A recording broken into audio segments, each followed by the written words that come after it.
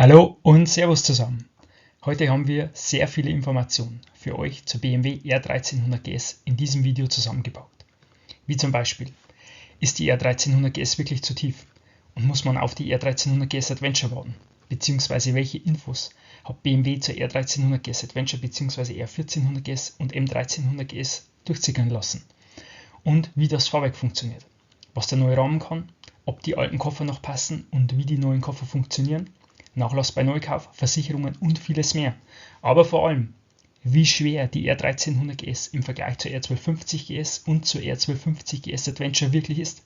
Also, los geht's!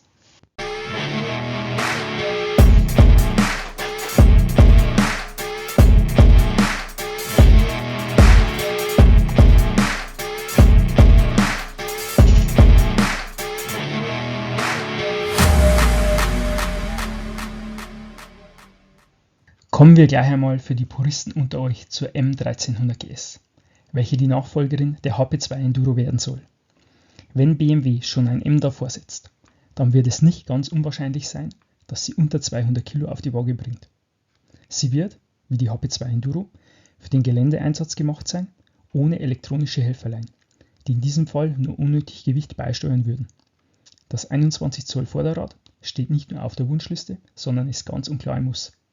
Was würdet ihr euch noch für die M1300 GS wünschen? Schreibt es unten gerne in die Kommentare. Auch ist über die Adventure-Version der R1300 GS schon einiges durchgesickert.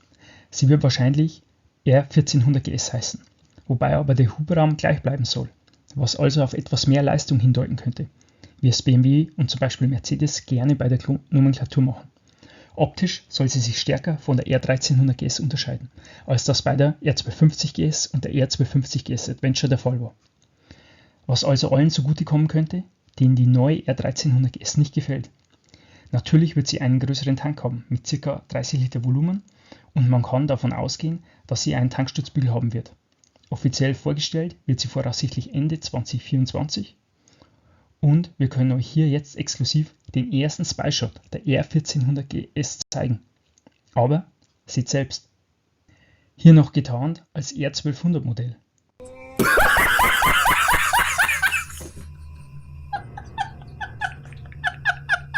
Aber Spaß beiseite. Die richtig lustigen Kunstwerke kommen erst jetzt. Und in den sozialen Medien stellt der ein oder andere mal wieder seine besten rhetorischen Fähigkeiten zur Schau. Zu klein, zu viele billig wirkende Teile. Damenfahrrad. It's too small. Is defo not for me. Aber ist die R1300 GS wirklich zu klein bzw. zu tief? Das Problem beim Probesitzen ist, dass das Fahrwerk bei ausgeschaltetem Motor immer in die niedrigste Stellung fährt. Beziehungsweise, um das Fahrwerk hochzufahren, muss man den Motor starten, was natürlich nicht in jedem Ausstellungsraum möglich ist. Deshalb werden viele von den ersten Probesitzern auf einem Sattel mit einer Sitzhöhe von 82 cm gesessen haben. Und wenn es der niedrige Sitz war, dann waren es sogar nur 80 cm Sitzhöhe. Dann kommen dabei natürlich so lustige Bilder raus.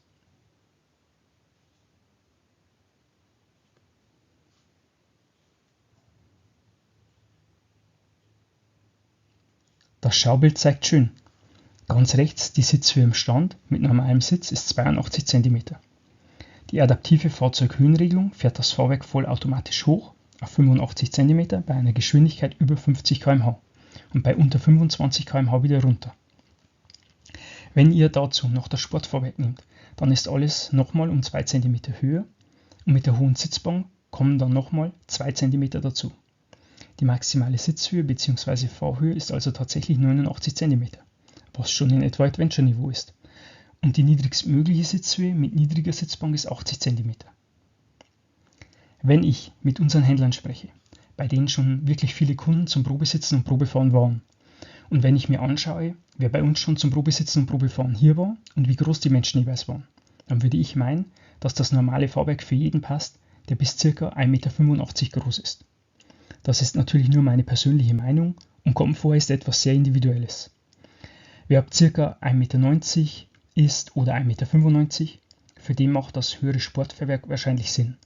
Und wer deutlich über 1,95 Meter groß ist, der darf sich auf die R1400 GS freuen. Warum BMW das so gemacht hat und dass es natürlich Sinn macht, wenn man als Hersteller mit einem Motorrad mehrere Kundengruppen abdeckt und so weiter und so fort, möchte ich an der Stelle gar nicht ausführen. Eure Meinung dazu könnt ihr gerne unten in die Kommentare schreiben. Viel lieber erzähle ich euch noch interessante Fakten über den Rahmen und die Oberfläche von Motor und Kardan. Blechschalen Hauptrahmen aus Stahl und Heckrahmen jetzt Aluminium-Druckguss, vorher Stahlrohrgitterrahmen. Das hört sich jetzt erst einmal nicht wie ein tolles Verkaufsargument in 2024 an, aber dahinter steckt deutlich mehr, als man zuerst vermuten möchte. Beide Rahmenteile sind deutlich leichter als bei der R250 GS und weisen zusätzlich noch höhere Steifigkeitswerte auf. Was man aber in der Presse und den Presseberichten nie zu hören bekommt: Pressblech und Druckguss sind günstiger, um viel schneller zu produzieren. Und das soll jetzt nicht abwertend gemeint sein, denn auch Tesla und Porsche produzieren zum Beispiel so. Und das hat auch hoffentlich Vorteile für uns Kunden und Fahrer. BMW Motorrad hat also natürlich in der neuesten Generation der GS auch die neueste Produktionstechnik einfließen lassen. Bezüglich der neuen Oberfläche von Kardan und Motor gibt es Kritik, dass es Schleifpapieroptik wäre, bzw. zu billig wirken würde. Auf den ersten Blick kann man das natürlich glauben, aber vielleicht kann ich euch auch eine weitere oder andere Sichtweise ans Herz legen. Zu uns kommen oft Kunden mit älteren GS-Modellen, welche eigentlich noch Top-Maschinen sind. Aber an mehreren Stellen hat eben die perfekte und glatte silberne Oberfläche am Motor und Kardan etwas gelitten. Der eine oder andere kennt vielleicht den Steinchenbeschuss um den Lichtmaschinendeckel und so weiter. Ich könnte mir gut vorstellen, dass diese neue, etwas rauere Oberfläche dem langfristigen Werterhalt der neuen GS zugutekommt. Irre ich mich hier? Oder wie seht ihr das? Gerne unten in die Kommentare schreiben. Und übrigens seht ihr hier im Bewegtbild ein paar unserer ersten Produkte für die neue R1300 GS. Also bei uns im Shop vorbeischauen: www.mhornig.de.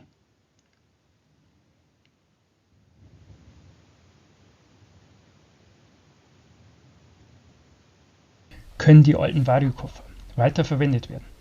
Bisher war immer nur zu lesen oder zu hören: Nein, geht nicht, passt nicht. Das ist nicht ganz richtig. Es wurden tatsächlich schon Adapter gedruckt, sodass man die alten Vario-Koffer wieder verwenden kann. Wer das also machen möchte, kann es auch machen. Aber dann hat man kein Licht im Koffer und keinen Strom über USB. Aber der eine oder andere wird das vielleicht gar nicht brauchen. Hier seht ihr, wie die neuen Vario-Koffer am Motorrad befestigt werden. Wenn ihr solche Informationen, Tipps und Tricks und die neuesten Produkte und Neuigkeiten zum Thema BMW Motorrad nicht verpassen wollt, dann abonnieren und liken nicht vergessen.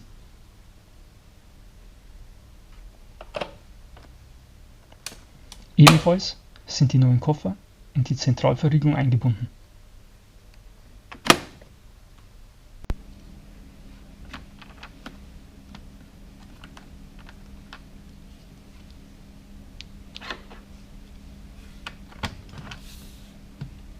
Und im Koffer hat man Licht und USB zur Verfügung.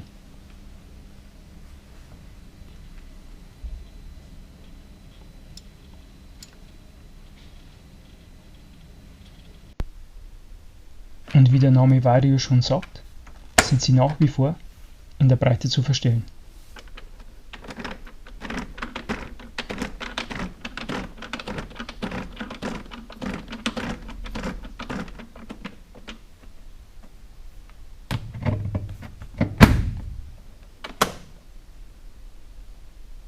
Wegen aktuellem Nachlass bei Neukauf wird manchmal gefragt. Ich habe gehört, dass man aktuell etwas zwischen 3 und 6% bekommen kann. Kommt aber mit Sicherheit auf die Beziehung zu eurem Händler an und so weiter. Wenn jemand mehr schreibt, stellt sich teilweise später raus, dass er noch ein Auto oder ähnliches dazu gekauft hat. Teilweise ist die R1300 GS auch noch nicht bei allen Versicherungen gelistet gewesen. Das sollte sich wahrscheinlich schon erledigt haben und für mich habe ich mal eine Vollkaskoversicherung mit Selbstbeteiligung durchrechnen lassen.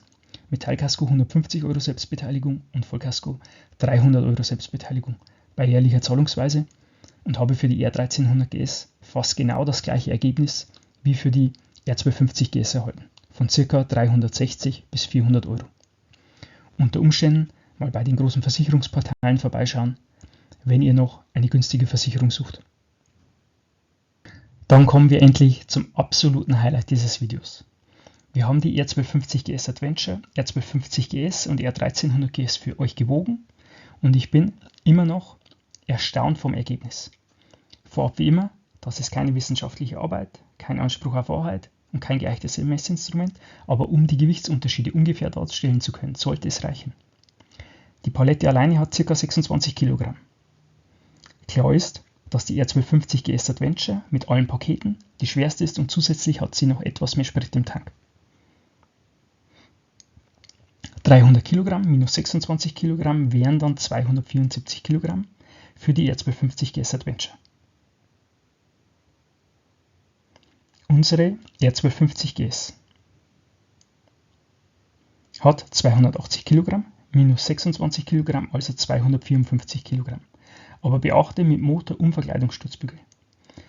Die R1300 GS hat mit allen 4 Paketen inklusive Radar und so weiter 268 Kilogramm, minus 26, also 242 Kilogramm. BMW gibt an, dass das Basismodell der R1300 GS 237 Kilogramm hat. Unsere R1300 GS mit voller Hütte ist also nur 5 Kilogramm schwerer. Schon mal nicht schlecht.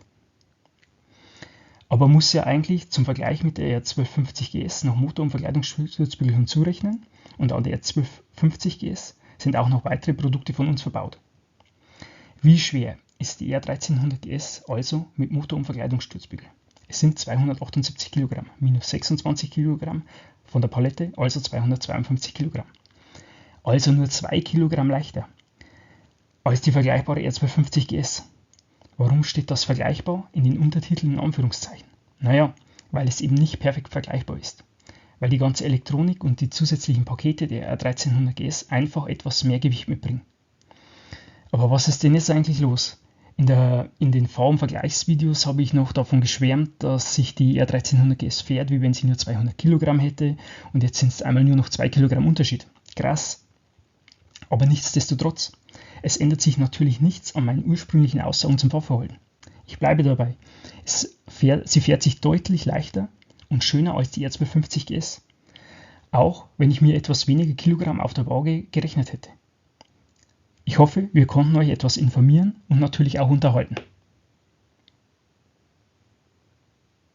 Also Servus und bis zum nächsten Video.